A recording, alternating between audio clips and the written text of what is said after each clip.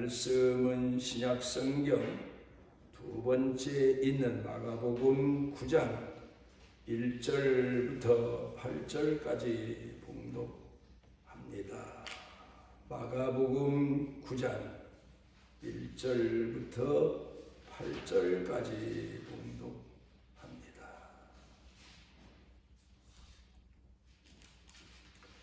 또 그들에게 이르시되 내가 진실로 너희에게 이르노니 이 서 있는 사람 중에는 죽기 전에 하나님의 나라가 권능으로 임하는 것을 볼 자들도 있느니라 하시니라.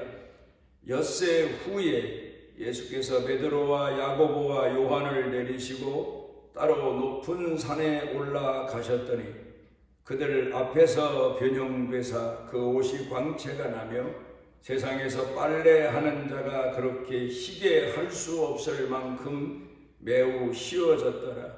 이에 엘리야가 모세와 함께 그들에게 나타나 예수와 더불어 말하거늘 베드로가 예수께 고하되 랍비여 우리가 여기 있는 것이 좋사오니 우리가 주막 셋을 짓되 하나는 주를 위하여 하나는 모세를 위하여 하나는 엘리야를 위하여 하사이다 하니 이는 그들이 몹시 무서워하므로 그가 무슨 말을 할지 알지 못함이더라.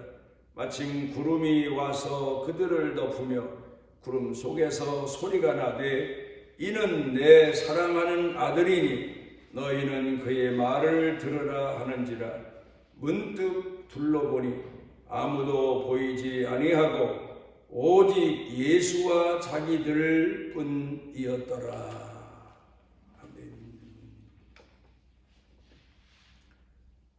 우리 기독교에서 중요하게 여기는 신앙적 교리 두 가지가 있습니다.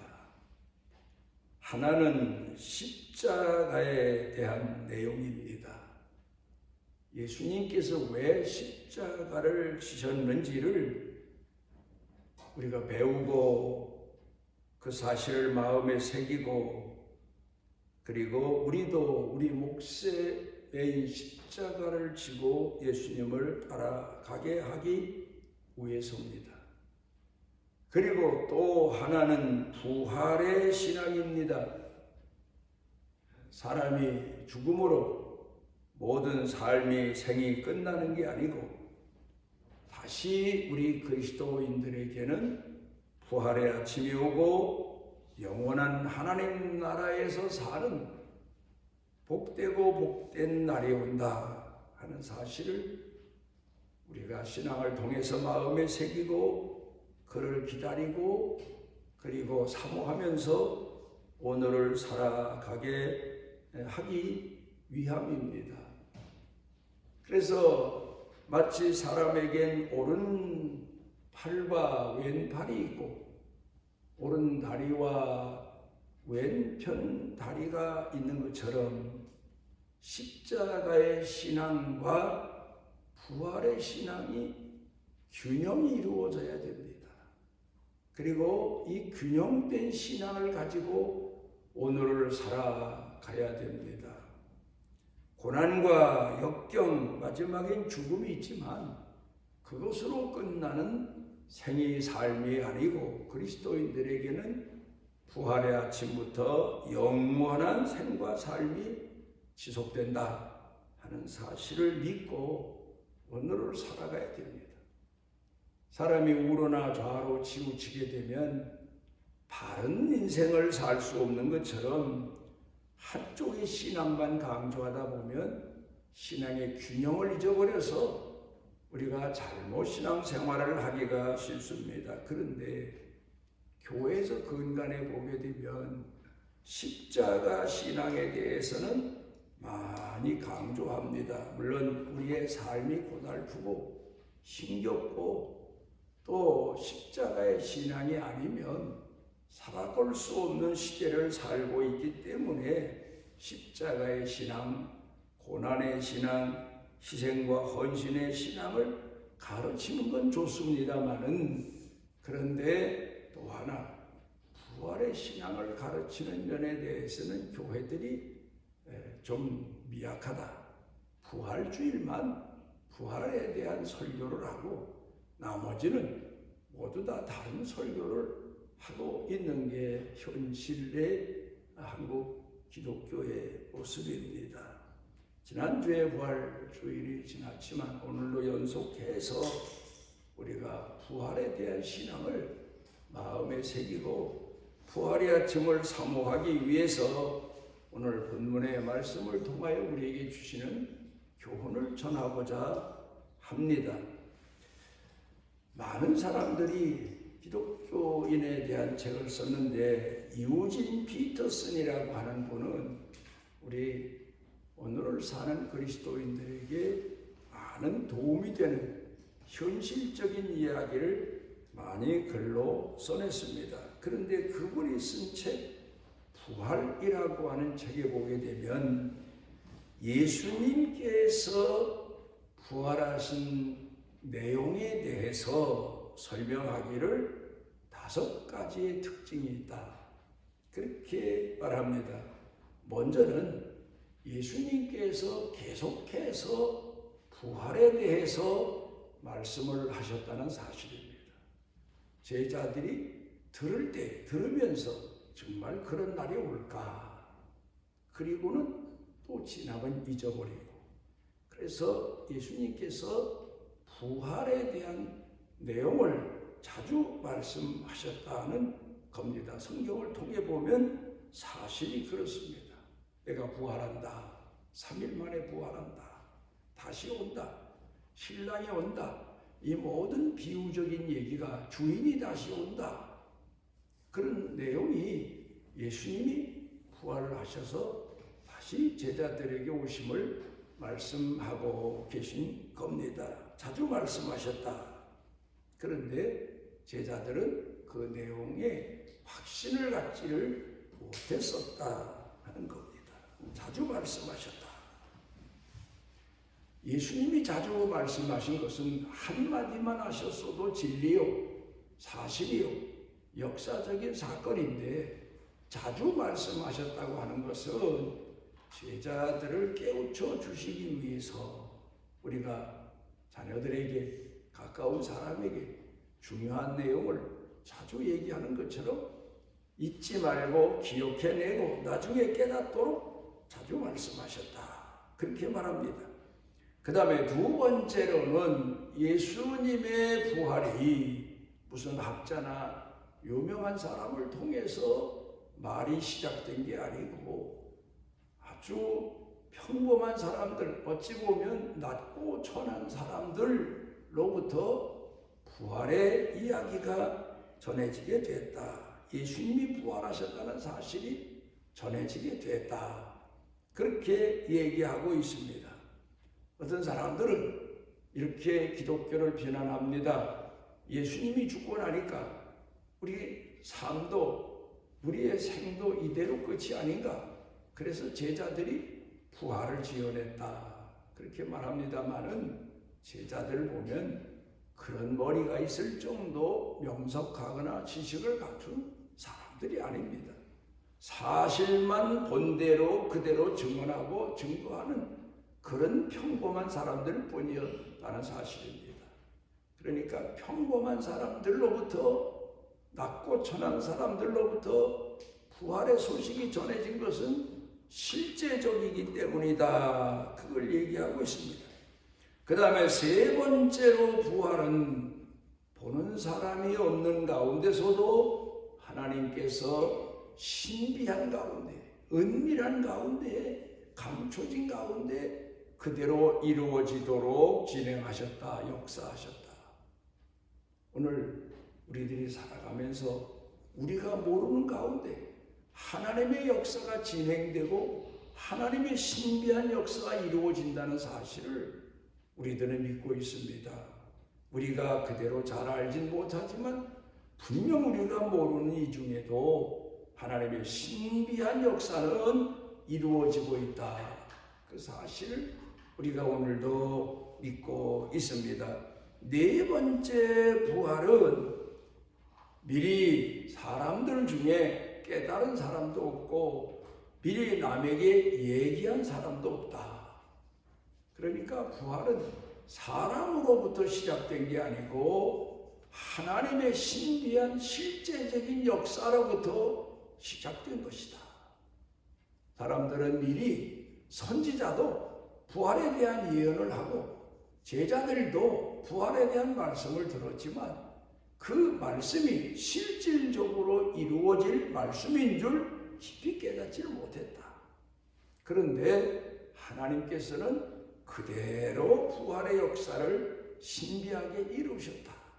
그러니까 우리가 중요한 내용은 사람들이 하나님의 말씀을 믿든 안 믿든 전해진 말씀은 그대로 역사 속에서 이루어진다. 그걸 얘기하고 있습니다. 그 다음에 다섯 번째로 부활은 두려움으로 나타났다. 오늘 성경 본문에 보면 제자들이 예수님의 변형되신 모습을 보고 다 두려워했다. 예수님을 따라갔던 베드로, 요한, 야고보가 두려워했다. 세상에 예수님을 따라서 변화산까지 올라갔더니 벼랑간에 예수님의 모습이 천사 모습으로 바꾸어지는 겁니다. 변형된 모습으로 바꾸어지는 겁니다. 지금까지 세상에서 그렇게 빛나고 그렇게 광채가 나는 모습을 상상도 못했고 뵌 적도 없는데 예수님이 그렇게 변하셨다. 예수님의 신비하신 변화의 모습을 보며 제자들이 두려워했다. 그런데 우리 그리스도인들이 체험하는 두려움 가운데에는 신비 가운데는 하나님께서 역사하시는 진리가 감추어져 있고 우리에겐 큰 기쁨이 되고 보람이 되고 오랜 기억에 남는 사건이 되는 겁니다. 우리가 평범한 일, 평범한 사건은 오래도록 기억을 하지 못합니다. 그런데 놀라운 사건, 또 감동적인 사건, 이런 사건은 기억하는데 오래도록 기억을 하게 되는 겁니다. 그러니까 오늘 성경 본문에 보게 되면 제자들이 이 신비로운 체험을 두려움 가운데서 그들이 하게 됐다는 사실입니다. 예수님에 대해서 우리가 생각해 봅니다. 제자들이 아니 이분이 도대체 누구신데 예수님 따라다니면서 바람과 바다 풍랑이 심해서 배가 전복될 위험에 예수님이 물 위로 걸어오셔서 바람과 바다를 꾸짖어 잔잔케 하셨는데 그때 아니 이분이 도대체 누구신데 지금까지 하나님의 아들로 믿고 따라다니고도 상상을 초월하는 기적을 보면서 이분이 도대체 누구신데 바람과 바다를 잠잠케 하실까 놀라워합니다. 그런데 예수님께서 변화산상에서 제자들 앞에서 신비한 모습으로 변화되시니까 제자들이 또 두려워하면서 이분이 누구신가 놀랍니다. 그런데 성경에 기록을 놓고 보면 많은 곳에서도 얘기하고 있지만 특별히 성경 가운데서 두 분의 사도가 예수님이 어떤 분이시냐 신학적으로 말하면 예수님은 선제적인 존재이시다.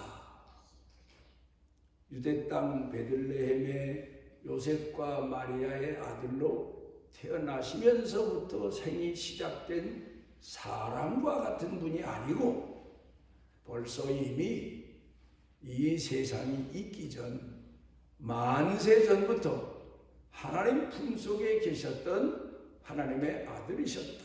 하나님의 아들이요 영이시요 곧 하나님이셨다. 그걸 사도 요한이 성경 가운데서 증거하고 있습니다. 그래 요한복음을 우리가 펴보면 말씀이 육신이 되어 우리 가운데 거하신다. 그 말씀은 하나님이 세상을 말씀으로 창조하실 때 그 말씀이신 하나님이 육신의 몸을 입고 우리 가운데 오셨다. 그러니까 오늘 우리 앞에 나타나신 예수님은 사람의 아들이 아니고 하나님의 아들이시다. 우리 눈에 보이는 나사렛 예수님이 나사렛에 한정된 분이 아니고 세상이 있기 전부터 하나님 품속에 계셨던 분이다. 그걸 입증하고 있습니다. 그런가 하면은 빌립보서 2장에 보게 되면 또 사도 바울은 이렇게 말합니다. 그 예수님은 하나님과 동등되신 하나님이신데 하나님과 동등됨을 취할 것을 여기지 아니하시고 자기를 비어서 종의 형체로 만드시고 사람을 구원하기 위하여 이 땅에 사람의 모양으로 오셨다. 그렇게 설명하고 있습니다. 우리는 그리스도인들로 오늘을 살고 있지만 우리도 인간이기 때문에 그저 살면서 평범한 이야기 범주를 벗어나지 못합니다. 보통 그저 인간 상식으로 우리 현실에서 일어날 수 있는 일만 믿고 살아가게 되는 겁니다.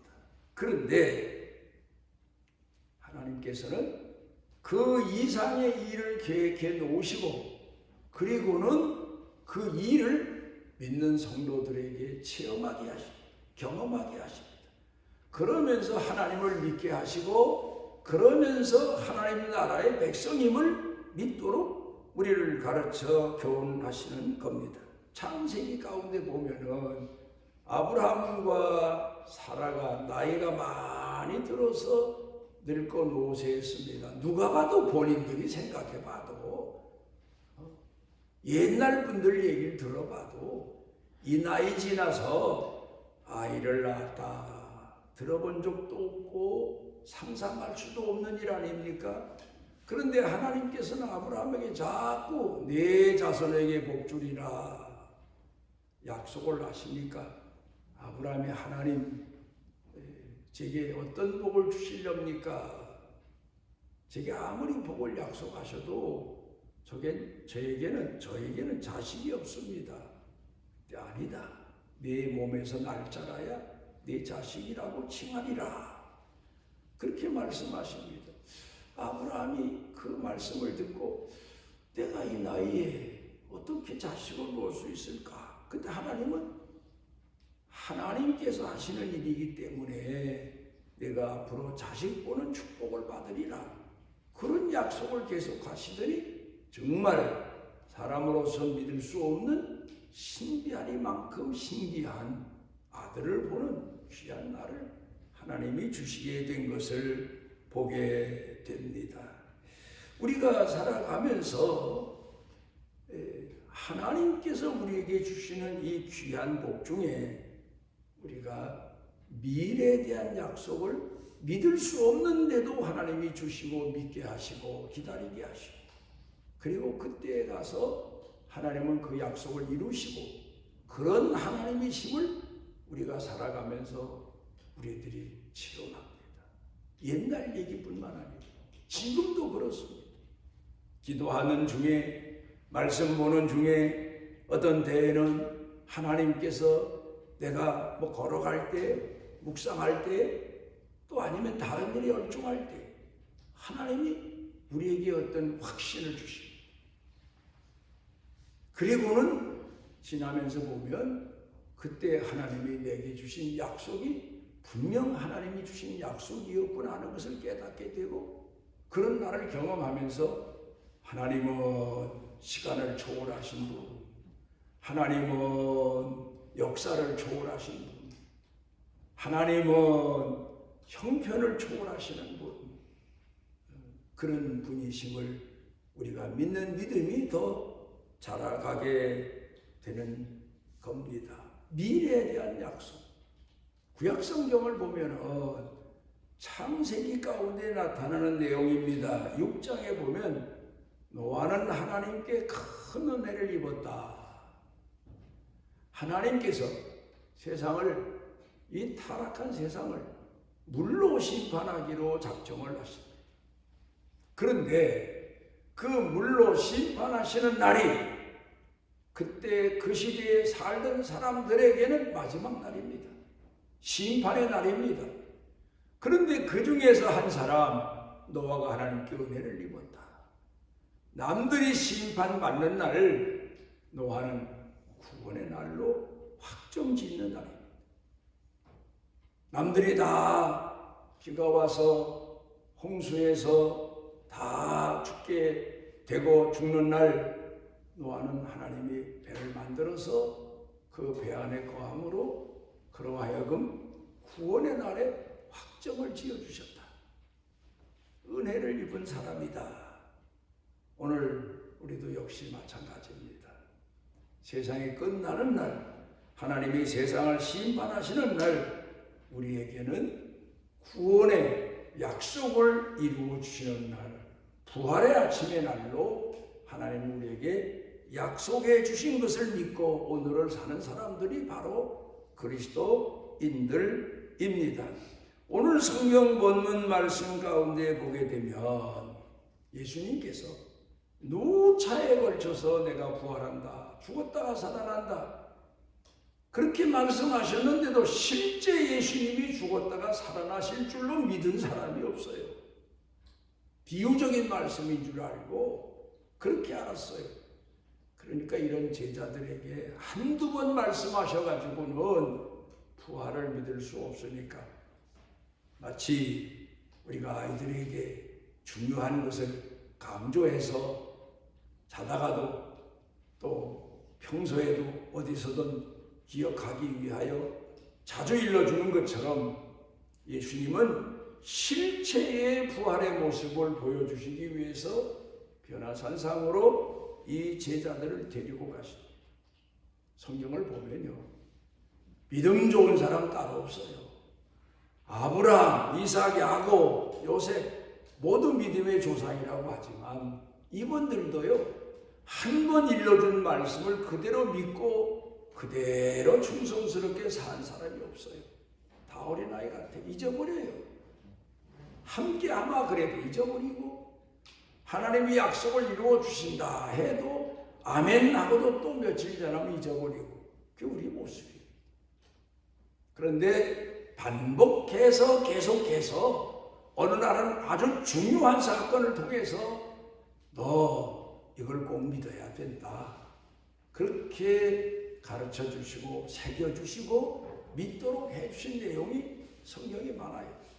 그러니까 제자들도 그렇게 해서 부활의 신앙을 가르쳐 주셨는데 오늘 우리에게도 우리가 부활의 신앙을 자주 잊어버려요. 정말 죽었다가 살아날까? 부활의 아침에 죽은 사람 모두가 다 깨어날까?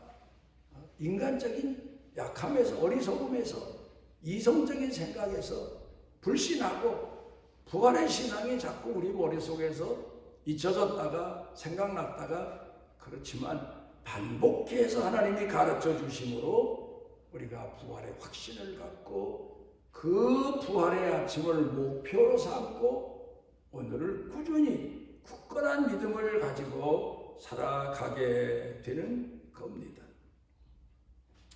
오늘 성경 본문에서 가르쳐 주시는 교훈의 내용이 부활의 아침은 반드시 있다, 그 확신을 가르쳐 주시는 것. 그러면 그 후에 제자들이 확실한 부활의 신앙을 가졌나? 또 아니에요. 예수님이 십자가에 못 박혀 돌아가셨는데 절망하고 맙니다. 부활하시리라고 생각지를 못합니다.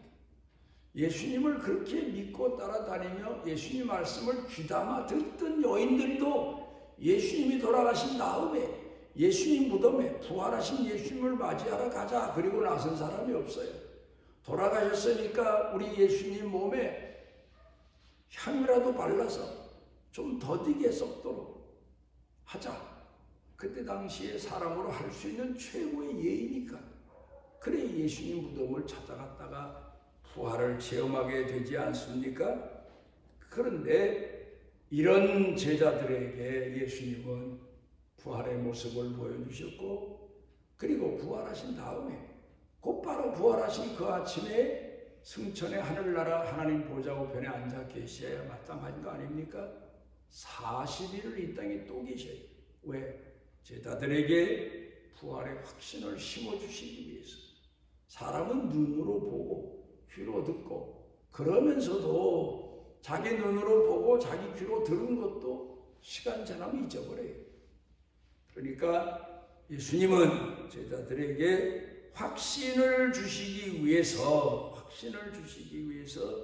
자주 예수님은 그 제자들 옆을 떠나지 않고 나중에 부활의 모습을 보여주시고 부활의 신앙을 갖게 하시고, 그래 끝내는 그들이 부활의 신앙을 가슴에 안고 다 한 사람, 가룟 유다 빼고 또 하나, 물론 사도 요한은 순교를 당하지 않고 반모섬에서 오래도록 성경을 기록하며 살아 있었다고 증언합니다마는, 나머지 제자들 순교의 자리에 가서 비굴하게 죽지 않고 그렇게 떳떳하게 마치 여행 가는 사람처럼, 오히려 다른 사람들이 두려워 떠는데 죽음을 두려워 떨며 맞이하는 게 아니고 기쁨으로 부활의 아침을 기다리는 사람으로, 마치 어린아이가 어머니 아버지 자장가를 들으면서 잠자듯이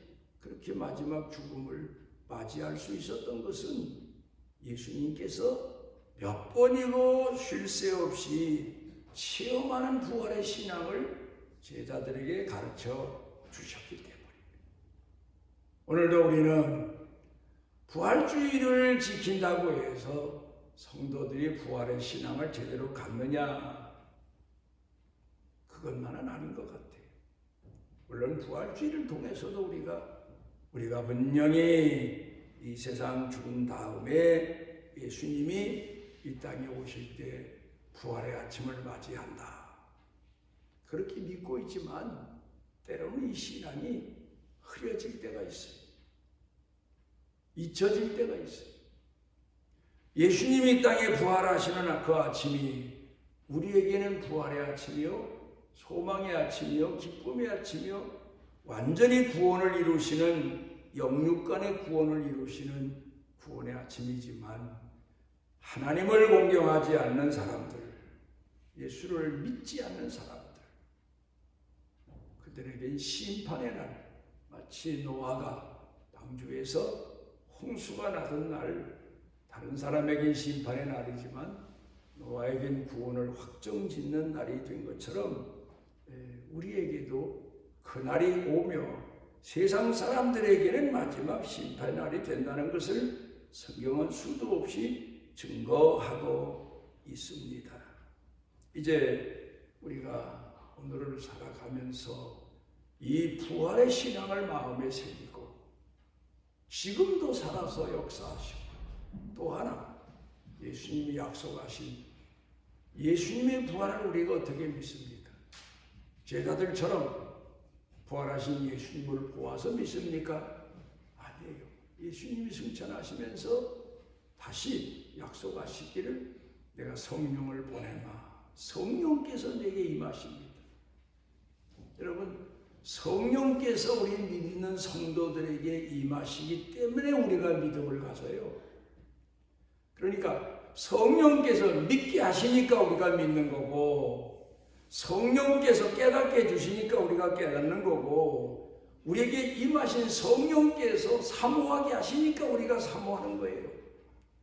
육체 인간으로서만은 결코 믿음을 가질 수 없고 부활의 아침을 사모할 수 없고 영원한 나라를 기다릴 수가 없지만, 아버지께서 보내신 성령께서 오늘 우리 속에 내재하셔서 부활의 신앙을 갖게 하시고 부활의 아침을 사모하게 하시고, 그리고 그날을 약속하신 말을 믿고 오늘을 살도록, 어렵고 힘든 가운데 있을지라도 죽음 앞에 이를지라도 끝이 아니고 우리에게는 소망의 약속이 주어짐을 믿는 그 믿음으로 충천케 하시기 때문에 우리가 오늘 믿음을 지키며 살아갈 수 있는 겁니다.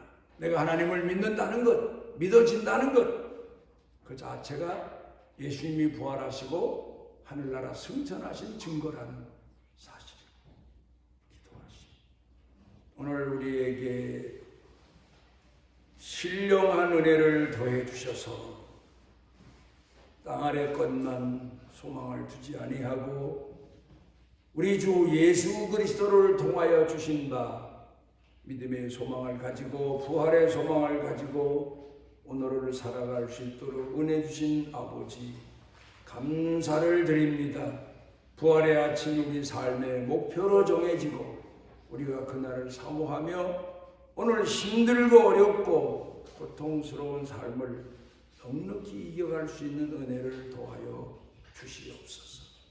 예수님 이름으로 기도드리옵나이다. 아멘.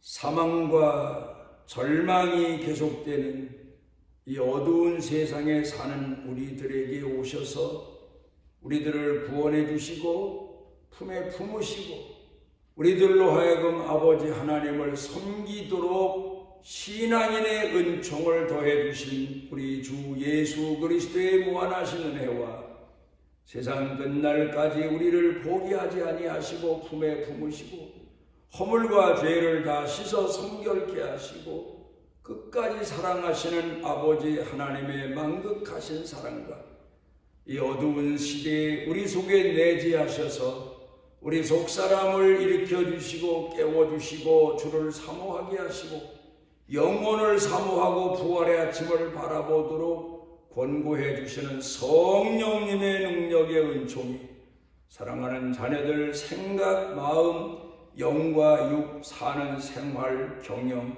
일터 그리고 온 교회, 온 가족, 온 자손들 중에 넘치고 넘치도록 함께 하시기를 축원하옵나이다.